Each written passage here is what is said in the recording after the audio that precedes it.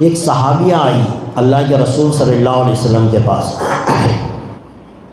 آ کر کہنے لگی یا رسول اللہ صلی اللہ علیہ وسلم آپ میرے لیے دعا کیجیے۔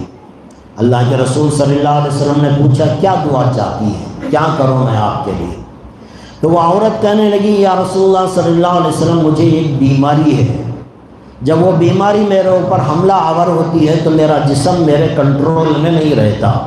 جسے عام طور سے فکس کہتے ہیں، مرغی کی بیماری کہتے ہیں، کہ آدمی گرتا ہے ہاتھ پیر ہلاتا ہے، اس کا جسم اس کے کنٹرول میں نہیں رہتا، تھوڑی دیر کے لیے اس کا دماغ بھی اس کے کنٹرول میں نہیں رہتا، ہوش میں نہیں رہتا انسان۔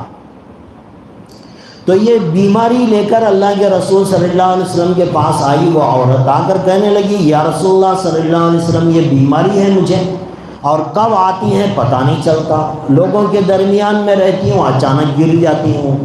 اور میرے ہاتھ پیر حرکت کرنے لگتی ہیں، میں اپنے ہاتھ پیروں کو اپنے طور سے کنٹرول نہیں کر سکتی، میرا دماغ بھی تھوڑی دیر کے لیے فیل ہو جاتا ہے، میں کچھ نہیں کر سکتی، یا رسول اللہ صلی اللہ علیہ وسلم آپ دعا کر دیجئے کہ یہ بیماری میری زندگی سے ختم ہو جائے۔ تھوڑی دیر کے لیے سوچیں، یہ کوئی ایک عورت کے لیے یہ بیماری بہت بڑا مسئلہ ہے، مرد کے لیے بھی مسئلہ ہے لیکن اتنا نہیں جتنا عورت کے لیے ہے، اس لیے کہ عورت کے اندر اللہ تبارک و تعالیٰ نے شرم و حیا رکھی ہے، اور اگر اس کے ہاتھ پیر ہلیں گے سطر کھل جائے گا، بہت بڑی شرمندگی کی بات ہوتی ہے، لوگوں کے درمیان میں یہ بیماری اٹیک ہو گئی، کتنی بڑی پریشانی، کتنی بڑی شرمندگی۔ اب وہ جو عورت آ کر دعا کروا رہی ہے اس میں کوئی غلطی نہیں تھی، وہ بیچاری مجبور تھی۔ اللہ کے رسول صلی اللہ علیہ وسلم نے جب اس عورت سے وہ بات سنی تو اللہ کے رسول صلی اللہ علیہ وسلم نے کہا دیکھ تیرے سامنے دو چیزیں ہیں،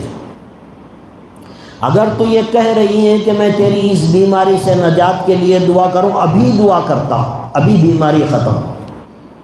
ابھی یہاں دعا کیا، ابھی یہ بیماری جڑ سے ختم، پھر زندگی میں تجھے بیماری نہیں آئے گی۔ ایک چیز تو یہ ہے، اور دوسرا آپشن تیرے لیے یہ ہے کہ اس بیماری پر صبر کر لے، اس بیماری پر صبر کر لے، جنت کی گارنٹی میں تجھے دے دوں گا۔ دو چیزیں رکھی۔ اب یہ عورت ہے، اس کے لیے اتنا بڑا مسئلہ ہے، اس کی عزت کا سوال ہے، اور کتنی شرمندگی کی بیماری ہے، لیکن اس عورت کے سامنے جب یہ دو آپشن آئے، ایک زندگی اس بیماری کے ساتھ گزارنی ہے یا پھر جنت کی گارنٹی لینی ہے، اللہ کے رسول صلی اللہ علیہ وسلم نے جب اس کے سامنے یہ دونوں چیزیں رکھی، یا تو صبر کر، یا صبر کر لے،